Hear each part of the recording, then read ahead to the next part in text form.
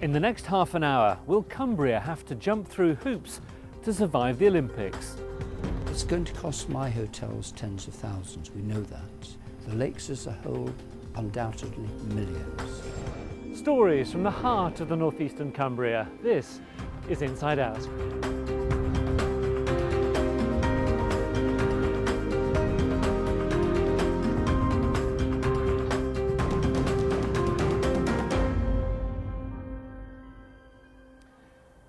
As the UK gets under starters orders for the Olympics, you might think that northern hotspots were preparing to welcome a flood of visitors to Britain. Well, the promised boom could go bust. In the lakes, there are very real fears that the Games in London could prove a test of endurance for the tourist industry in Cumbria. It's set to be a titanic struggle, worthy of two great Olympians fighting it out on the track.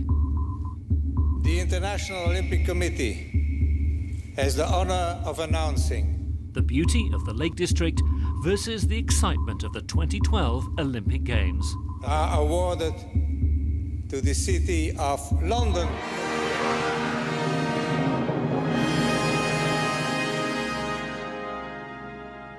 Tourism is worth £2 billion a year here in Cumbria, so anything that threatens that is cause for concern.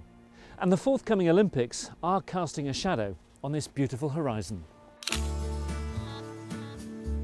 I'm on a trip to find out if the Lake District will be part of the party or will be left out in the cold. And like most visitors here, I've brought my camera. At the Langdale Chase Hotel near Windermere, the Olympics has so far been bad for business. We do a lot of Japanese bookings at the hotel, and the Japanese bookings, we've taken a lot of cancellations since the turn of the year. I would say we've lost in excess of £10,000, I would say, just from the turn of the year and cancellations from Japanese groups that we had booked in. And the cancellations have a real knock-on for you, don't they? They do have a real knock-on effect. We've lost weddings from it. I mean, we do a lot of weddings at the hotel. We've had people come to us with specific dates in mind. We can't do these dates. They've gone elsewhere. We get the Japanese cancel on us. Suddenly you've got nothing to fill the rooms. We can't go cap in hand to a wedding party and say, OK, we can do you now because they've booked elsewhere. They've already made other plans. Yeah. Japanese tours often start in Edinburgh and end in London. But this summer, hotel prices in the capital are up to 6 times higher, and there's a shortage of flights to and from London. One operator who normally brings 5,000 Japanese to the lakes in July and August told me they've no tours planned during the Games. And on the lake, that means lost business. We've had cancellations of parts of the tour series from some of the inbound operators.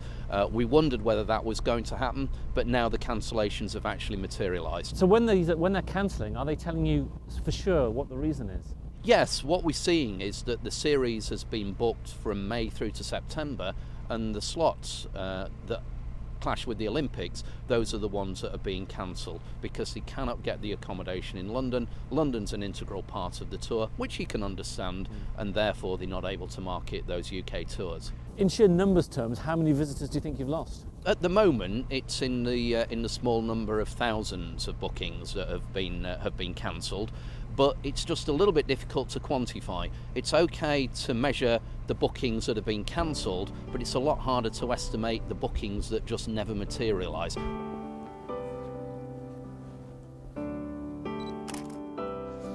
Now, if you're a Japanese visitor, this is the place to come. It's Hilltop Farm near Hawkshead, the home of Beatrix Potter. And every year, 15,000 Japanese tourists come here to immerse themselves in the world of Peter Rabbit and his friends. That's £11.98 altogether. After the UK domestic, it's our #1 market by a long, long way. It comes down to one thing, which is the books. The books that Beatrix wrote were used in the Japanese schools for many, many years to help people learn English. So we have whole generations of people in Japan who know the stories from there.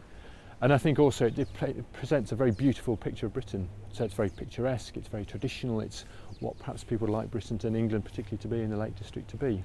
So if they weren't to come, what would it do to you? It would be a challenge for us, to be perfectly honest, and obviously it's one of the things that we're looking at the moment. As things stand now, we actually have more bookings for 2012 than we had last year. But the way the groups work and the way the bookings work is they start to cancel as we get close to the time. So we don't really know at the moment what the impact's going to be for us. But despite the uncertainty, John thinks the Olympics will benefit the lakes.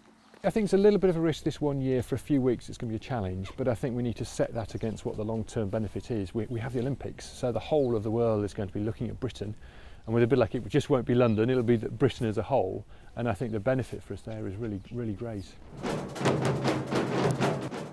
And that's the message the government was trying to put out when the Culture Minister kicked off a tour of England in Cumbria last year, promising there were benefits for all. And if there's one message that I hope everyone takes away from this morning, it is that next year is going to be a once-in-a-lifetime opportunity to promote business in Cumbria and the North West every bit as much as it is to promote what London has to offer. But not everyone agrees. That's despite a big push from the government to encourage us all to fill the gaps left by the Japanese tourists. But hoteliers say there's a catch. To advertise on the government's website, you have to drop your price by 20.12%. 2012. Get it? Well, it's a bit like asking Harrods to give a 20% discount during the run-up to Christmas. It's actually biased towards the big operators, people like Hilton, Holiday Inn. They don't operate in the lakes.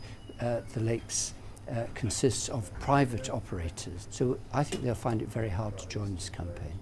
If it's an offer or a deal, an awful lot of businesses are already producing those kinds of deals as part of their normal marketing efforts, and most businesses will have special offers on particular days of the week or particular kinds of parts of the year or whatever it may be. What we're asking them to do is to take those existing things that they would be doing anyway and join with the government in a countrywide marketing plan to harness the opportunities of the Olympics. This 5-week period during the Olympics is the most important time of the year. It's going to cost my hotels tens of thousands, we know that. The lakes as a whole, undoubtedly millions.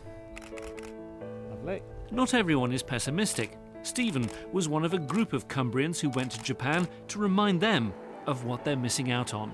It was an opportunity to tell them about new things that are taking place in the Lake District, new things that they can do, different suggestions for their tour itineraries, and it's good to talk to them direct. We can't just sit here in the Lake District and wait for them to come. We have to go and actually, on a reasonably regular basis, tell them we enjoy the business relationship.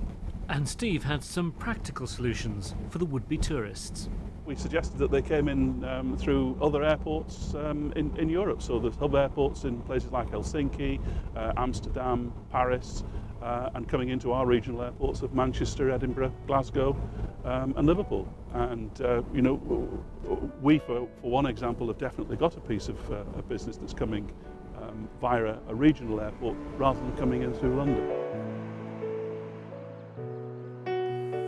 It's clear from my travels through the lakes that there already have been some Olympic losers. Contracts and money have been lost. So it'll be a nervous few months as the clock ticks down to the opening ceremony.